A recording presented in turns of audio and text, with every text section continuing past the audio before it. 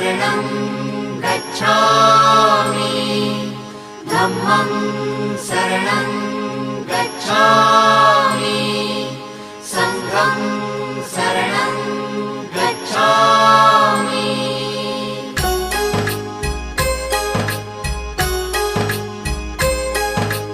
बुद्धं शरणं गच्छामि धम्मं शरणं गच्छामि संघं शरणं गच्छामि। त्यागमूर्ती तू शांत चित्त तू योग रूप संसारी